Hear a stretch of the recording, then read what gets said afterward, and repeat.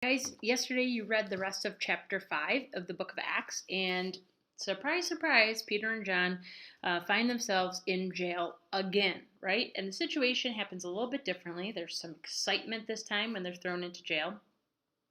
And then, yet again, they're brought in front of the Sanhedrin, or the leaders. And they are asked, quite frankly, we told you not to talk about Jesus, and here you are still talking about Jesus. So I just want to go back over some important things that jump out at me. First one is verse 29. Look at verse 29. When Peter is asked, why is it that you keep talking about Jesus and that you want us to feel guilty about, you want us to feel guilty for this man's death and the blood, right? Well, they were the ones that killed Jesus. But they asked Peter, why is it that you won't stop talking about him? And look at what Peter says. Peter and the other apostles replied, we must obey God rather than human beings.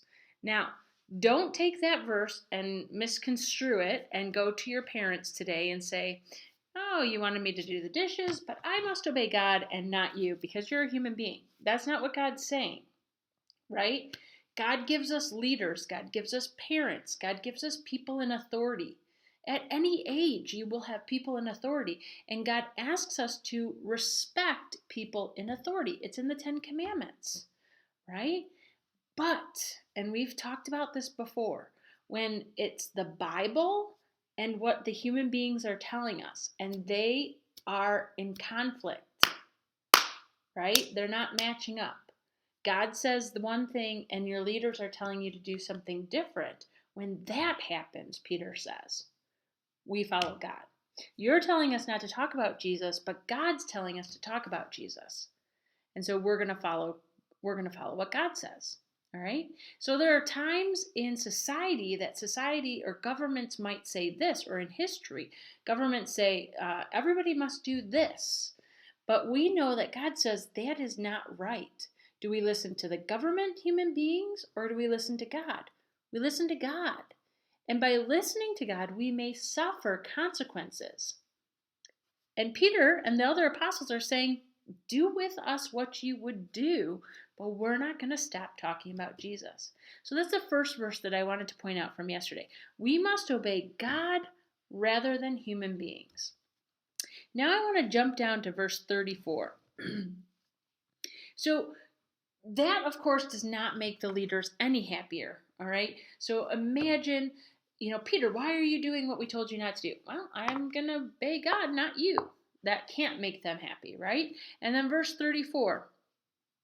But a Pharisee, one of the leaders, named Gamaliel, a teacher of the law, who was honored by all people, stood up in the Sanhedrin and ordered that the men be put outside for a while.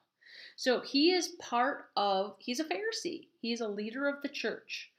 But everybody loves this guy. They respect him. They think he's a great guy, makes good decisions, wise. They probably go to him for advice. I believe he also taught in the church other people to be Pharisees and such like that. And so he stands up. And when he stands up, people probably, there's a hush over the crowd.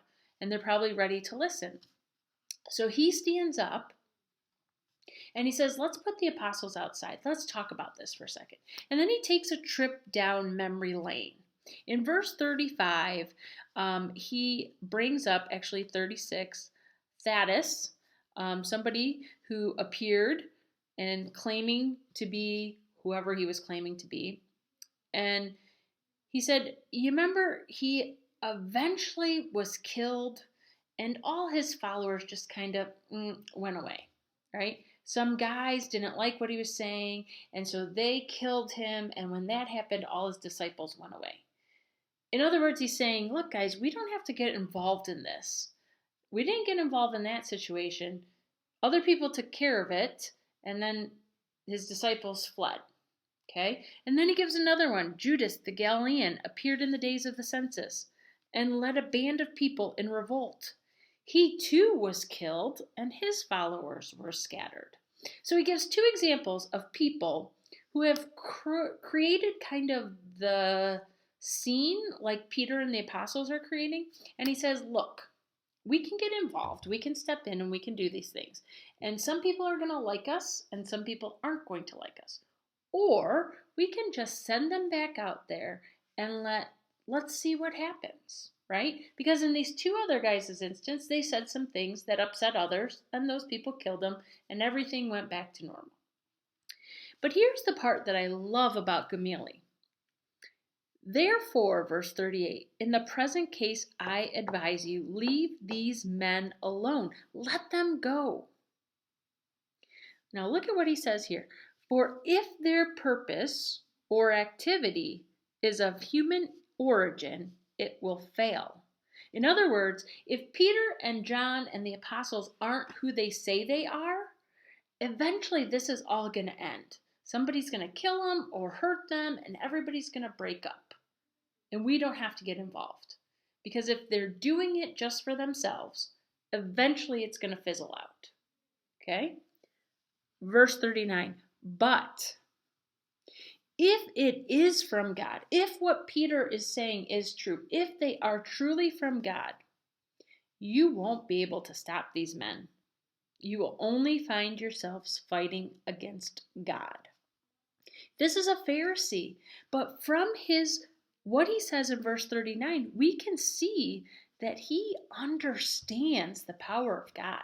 So he says, guys, let them go. Don't get involved in this. Because if they're making this up on their own, they're either going to lose their audience, people are going to get bored, someone's going to kill them, or something else, and it's just going to all go away.